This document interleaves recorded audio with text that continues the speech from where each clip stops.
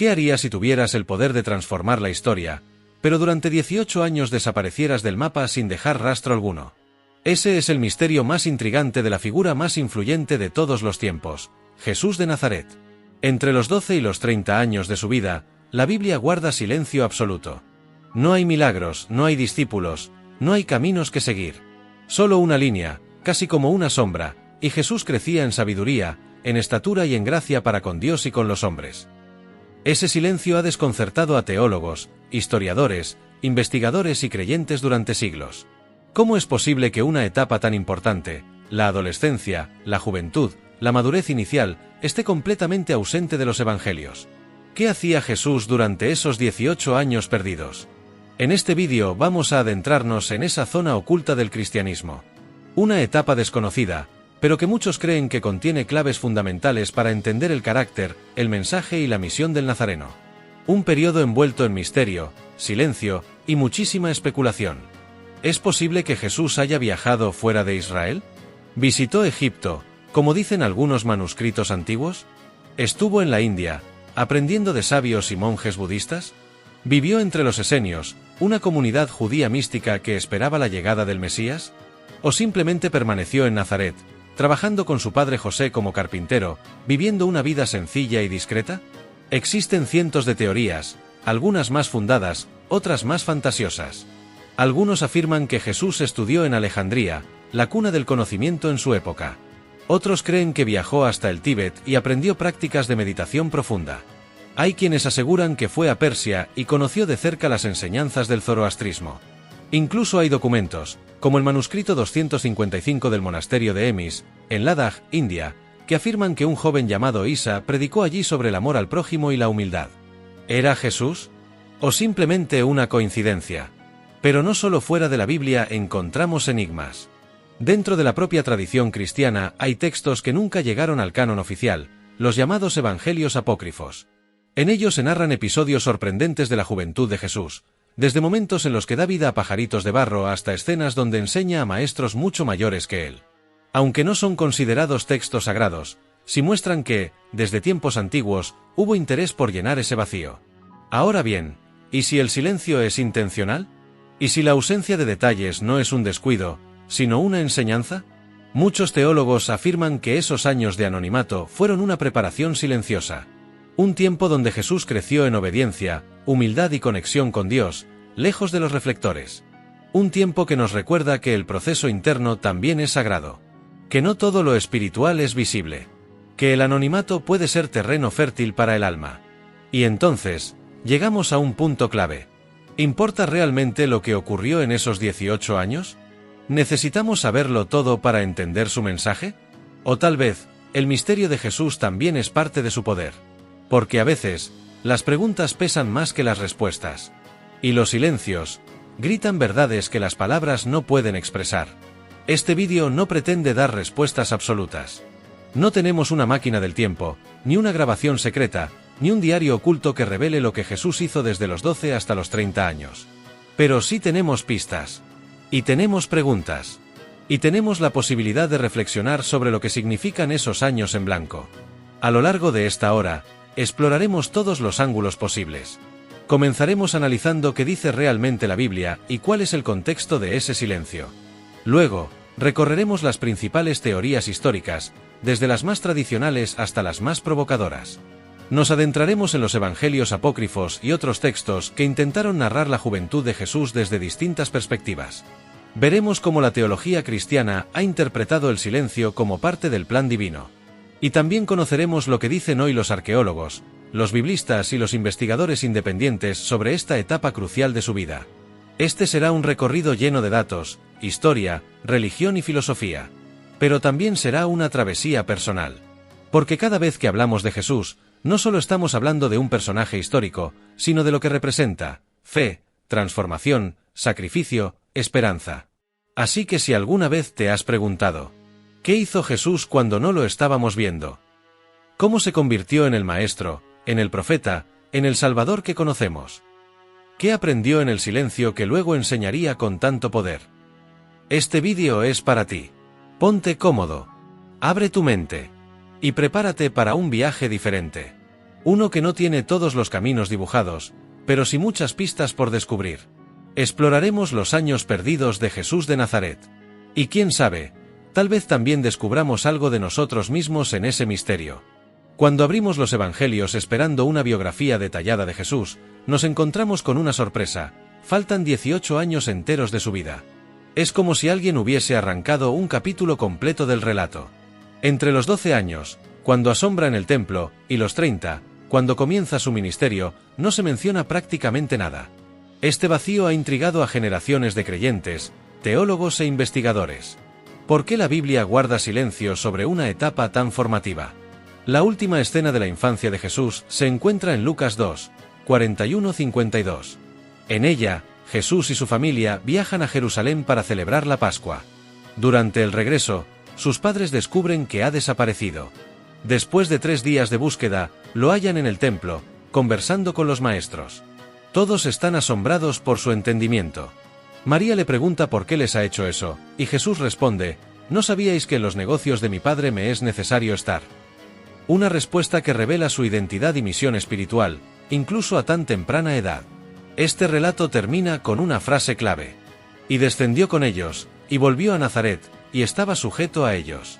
Y Jesús crecía en sabiduría, en estatura y en gracia para con Dios y los hombres. Lucas 2, 51-52.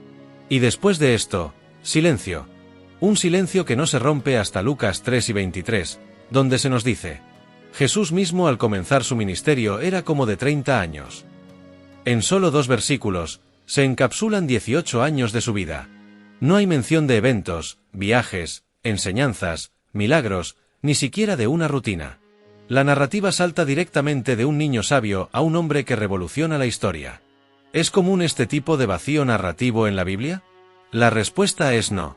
La Biblia, especialmente el Antiguo Testamento, está llena de relatos detallados sobre la formación de personajes clave. De Moisés se narra desde su nacimiento hasta su formación en la corte egipcia y su exilio en Madián. De Samuel se cuenta cómo fue consagrado desde niño y cómo Dios lo llamó audiblemente. De David sabemos sus días como pastor, su unción por Samuel, su batalla contra Goliat. En cada caso, la juventud forma parte esencial del desarrollo de su misión.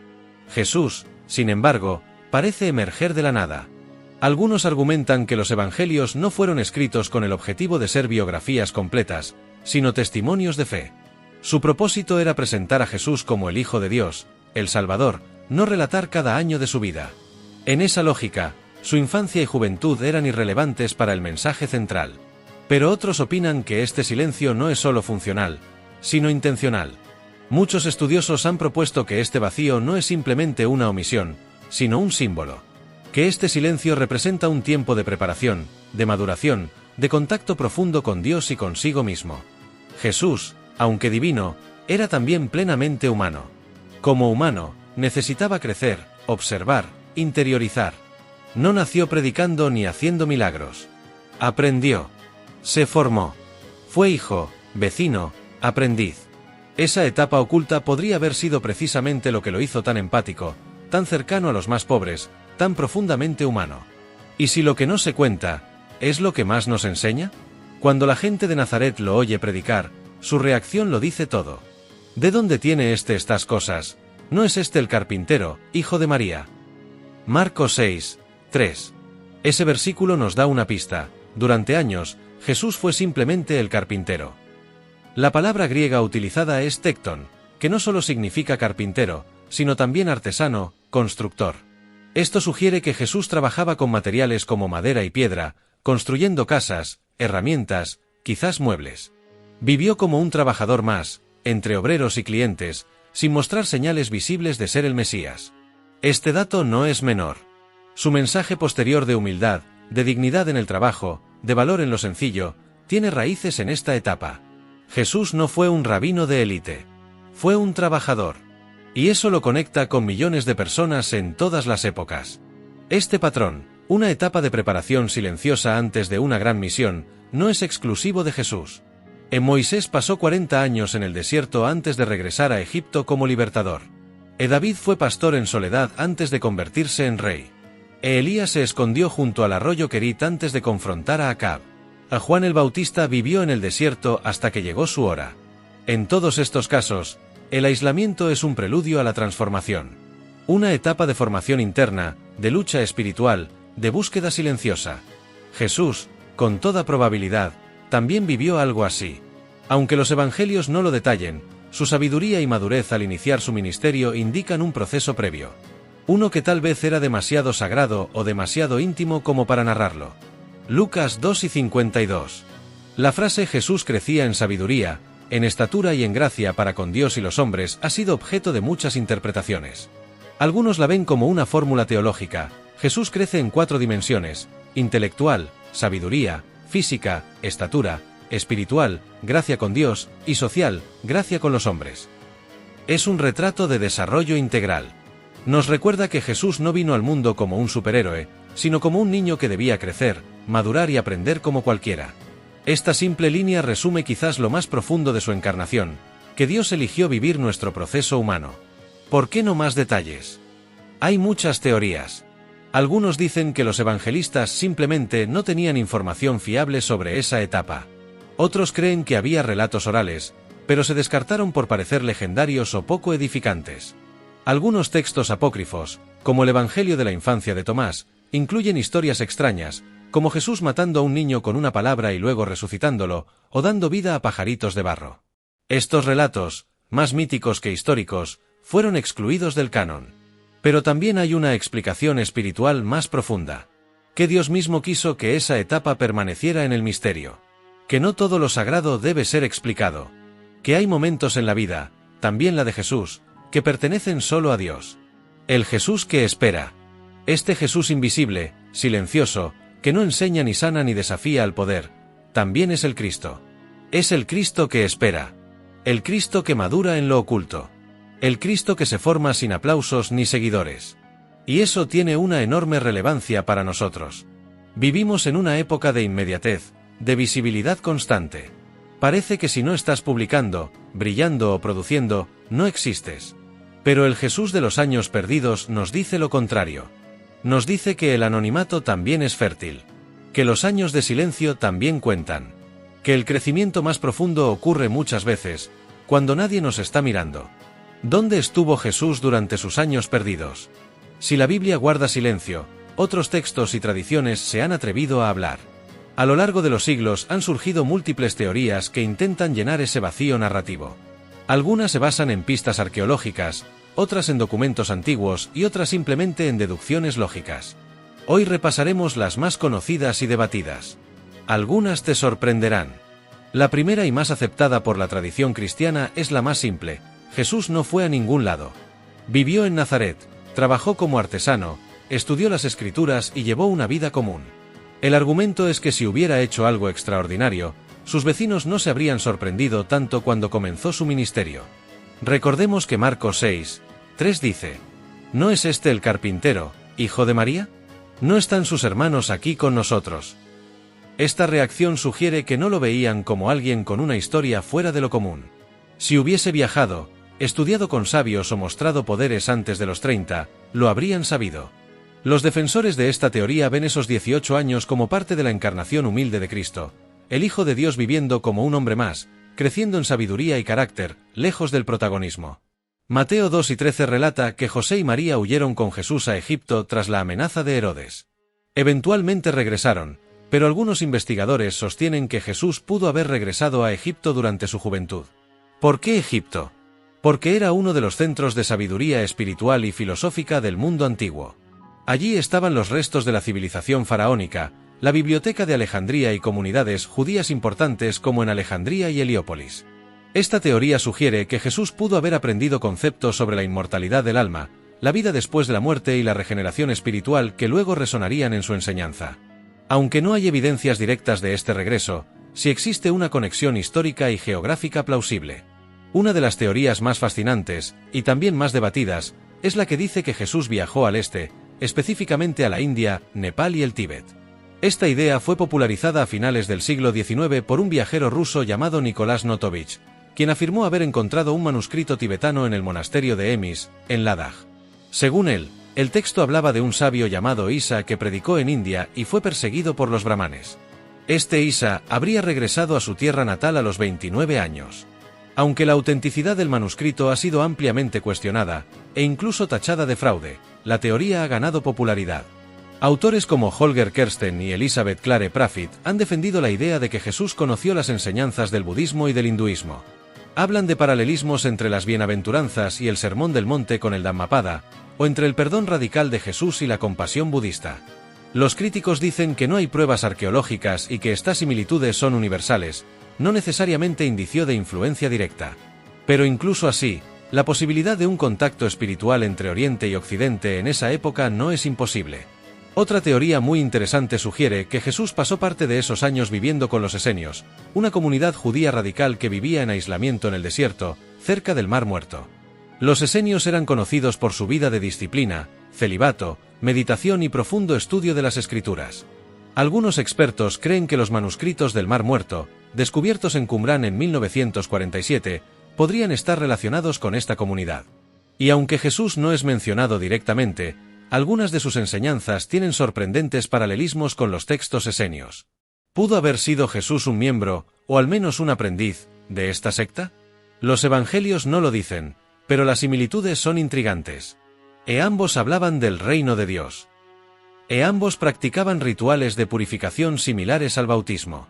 Ambos anunciaban la inminente intervención divina en la historia. Sin embargo, hay diferencias importantes. Jesús predicaba en las ciudades, sanaba enfermos y comía con pecadores. Los esenios eran separatistas, estrictos y evitaban toda contaminación exterior. Esto ha llevado a pensar que, si Jesús los conoció, los superó. Algunas teorías más osadas, y menos sustentadas, afirman que Jesús pudo haber viajado a Persia, Grecia, o incluso al Imperio Romano. Estas versiones, defendidas por autores de corte más esotérico o místico, aseguran que Jesús aprendió de distintas escuelas filosóficas, estoicos, pitagóricos, zoroastrianos. Aquí ya entramos en un terreno especulativo, con poca evidencia concreta y mucho de reinterpretación moderna. Sin embargo, si hay un elemento relevante, el mundo antiguo estaba mucho más conectado de lo que solemos imaginar.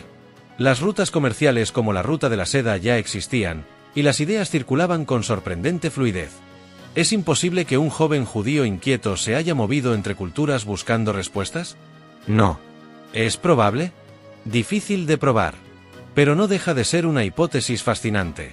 Otra posibilidad más obvia es que Jesús no necesitó viajar lejos para formarse profundamente. Galilea era una región diversa, con influencias griegas, romanas, y una gran tradición religiosa judía. Incluso en un pueblo pequeño, Jesús pudo haber aprendido mucho observando, leyendo, reflexionando. Esta teoría sostiene que su sabiduría no vino de haber visitado lugares exóticos, sino de su conexión con Dios, su interioridad profunda y su capacidad de integrar su experiencia humana con su llamado divino. Desde esta perspectiva, los años perdidos no son geográficos, sino espirituales. Jesús no fue a descubrir el mundo, fue a descubrirse a sí mismo. Cada una de estas teorías ofrece una ventana distinta para mirar a Jesús. En la teoría de Nazaret lo humaniza. En la del viaje a Egipto lo conecta con sabidurías antiguas. En la de India lo hace puente entre religiones. En la de los esenios lo asocia a una formación mística judía. En las más esotéricas lo vuelven símbolo universal. En la autodidacta lo ensalza como un sabio en silencio. ¿Son excluyentes? No necesariamente. Jesús pudo haber vivido una combinación de muchas de estas experiencias. O ninguna. Pero lo importante no es solo lo que hizo. Es lo que significa ese vacío. El misterio, el crecimiento invisible, la maduración en lo oculto. Si la Biblia guarda silencio sobre los años perdidos de Jesús, otros textos antiguos, con frecuencia ignorados o incluso suprimidos, han intentado llenar ese vacío. Estos documentos, conocidos como evangelios apócrifos, gnósticos o simplemente no canónicos, ofrecen versiones alternativas de la vida de Jesús, especialmente de su infancia y juventud. Aunque no forman parte del canon oficial del Nuevo Testamento, estos textos nos revelan cómo pensaban, sentían y creían muchos cristianos de los primeros siglos. Nos muestran una fe aún en formación, intentando entender al Hijo de Dios también como un niño, como un adolescente, como un joven en crecimiento. ¿Qué son los evangelios apócrifos? La palabra apócrifo proviene del griego apócrifos, que significa oculto o secreto. En el contexto cristiano, los apócrifos son textos antiguos que no fueron aceptados como parte de la Biblia oficial. No porque fueran necesariamente herejía, sino porque no cumplían con ciertos criterios. Origen apostólico. Aceptación general por las iglesias. Concordancia doctrinal con los textos ya aceptados. Esto no significa que no fueran leídos o respetados en su tiempo. De hecho, algunos de ellos circulaban ampliamente entre los primeros cristianos y eran citados por líderes de la iglesia primitiva. Pero con el tiempo, al establecerse el canon, quedaron fuera del marco oficial de la fe. Entre estos textos, hay varios que se centran en la infancia y juventud de Jesús, y son nuestra mejor ventana hacia cómo los primeros cristianos imaginaron esos años perdidos. El Evangelio de la infancia de Tomás. Este es quizás el más famoso de los evangelios apócrifos sobre la niñez de Jesús. Probablemente fue escrito en el siglo II y comienza justo después del episodio del templo a los 12 años. En este texto, vemos a un Jesús niño con poderes sobrenaturales, que a veces actúa de forma impredecible. Algunos pasajes muestran a Jesús dando vida a figuras de barro, sanando a un niño, y en otros casos, maldiciendo a un compañero que lo había irritado. Por ejemplo, en un episodio dice: Jesús estaba jugando junto a un arroyo. Hizo unos gorriones de barro. Pero era sábado, y un niño lo acusó ante José. Entonces Jesús aplaudió y los pájaros de barro salieron volando. En otro episodio más polémico, un niño choca con Jesús, y éste lo maldice, haciendo que caiga muerto. Después, revive al niño para evitar el enojo de sus padres. Este retrato de Jesús ha generado incomodidad, por obvias razones. Su comportamiento no parece el del Mesías compasivo que conocemos. Pero hay que entender el contexto. En esa época, había una fuerte tensión teológica entre la humanidad y la divinidad de Jesús. Este texto parece explorar la idea de un niño divino aún aprendiendo a manejar su poder. ¿Es teológicamente sólido? No para la Iglesia. ¿Es históricamente confiable? Probablemente no. Pero sí es culturalmente revelador. Muestra que los cristianos querían una imagen más completa de Jesús, que también contemplara su niñez, con sus tensiones y maravillas. El Evangelio árabe de la infancia. Otro texto fascinante es el llamado Evangelio árabe de la infancia, probablemente escrito en los siglos VI-VII. Amplía aún más las historias de la niñez de Jesús, mezclando elementos del Evangelio de Tomás con relatos nuevos. Aquí vemos a Jesús haciendo milagros, defendiendo a su madre, sanando con saliva, y asombrando a quienes lo rodean. También se menciona que su ropa tenía poderes curativos y que los demonios huían ante su presencia incluso cuando era niño. Uno de los pasajes más impactantes relata cómo una familia busca a Jesús porque su hijo estaba poseído. Cuando el niño endemoniado se acerca, cae al suelo gritando: ¿Qué tenemos que ver contigo, Hijo de Dios? Has venido a destruirnos antes del tiempo. Esta escena, muy similar a las que aparecen en los evangelios canónicos durante su ministerio adulto, plantea la idea de un Jesús que desde niño tenía plena conciencia de su identidad divina y autoridad espiritual. El protoevangelio de Santiago. Este texto, escrito probablemente en el siglo II, no se centra tanto en Jesús, sino en la vida de María y el nacimiento de Jesús. Sin embargo, es una fuente clave para entender el ambiente en el que creció. Aquí se nos habla de la virginidad perpetua de María, de la pureza del hogar donde nació Jesús, y de la aparición milagrosa de una comadrona que verifica el nacimiento virginal. También presenta a José como un anciano viudo, lo que influye en la imagen de Jesús creciendo con medio hermanos. Este evangelio, aunque más centrado en lo doctrinal que en lo narrativo, ayuda a formar la iconografía tradicional que tenemos sobre la infancia de Jesús: el pesebre, los ángeles, la estrella, la familia sagrada. Textos gnósticos y visiones alternativas. Además de los evangelios de la infancia, hay textos gnósticos, como el Evangelio de Tomás, el Evangelio de Felipe o el Evangelio de María Magdalena, que si bien no hablan directamente de los años perdidos, sí ofrecen una visión diferente de Jesús. En estos textos, Jesús aparece más como un maestro místico que como un salvador literal. Su conocimiento es esotérico, sus enseñanzas son crípticas, y la salvación viene por la iluminación, no por la fe o el arrepentimiento. Estas perspectivas fueron consideradas heréticas por la Iglesia, pero han sido rescatadas en tiempos modernos por estudiosos interesados en el Jesús histórico o el Jesús espiritualista. ¿Por qué estos textos fueron rechazados? La principal razón fue la falta de unidad doctrinal. Muchos apócrifos presentaban a un Jesús contradictorio con los evangelios aceptados. Un Jesús caprichoso. Un Jesús con poderes automáticos, sin compasión. Un Jesús que no muere en la cruz o cuya resurrección es simbólica. Además, muchos fueron escritos siglos después de los hechos y no por testigos directos ni por discípulos de primera generación. La Iglesia, al establecer el canon bíblico, buscó coherencia, fidelidad a la tradición oral y unidad teológica. Y aunque algunos de estos textos eran populares, no cumplían con los requisitos de inspiración divina según los padres de la Iglesia. ¿Podemos aprender algo de ellos? Sí. Incluso si no los consideramos palabra de Dios, estos evangelios nos muestran cómo los primeros cristianos pensaban, debatían, soñaban. Nos revelan una fe viva, creativa, a veces incluso caótica, pero profundamente apasionada. También nos invitan a ver a Jesús no solo como figura celestial, sino como humano real. Un joven que tal vez también buscó, aprendió, sintió frustración. Un niño que fue creciendo, experimentando el mundo, hasta estar listo para cambiarlo. Hasta ahora hemos recorrido múltiples caminos, los relatos bíblicos, las teorías históricas y los textos apócrifos. Pero queda una pregunta profunda que toca no solo lo que sabemos de Jesús, sino cómo lo entendemos como creyentes. ¿Y si el silencio sobre esos años no es una omisión, sino una enseñanza? En la teología cristiana, el silencio de Dios y de las Escrituras nunca es vacío.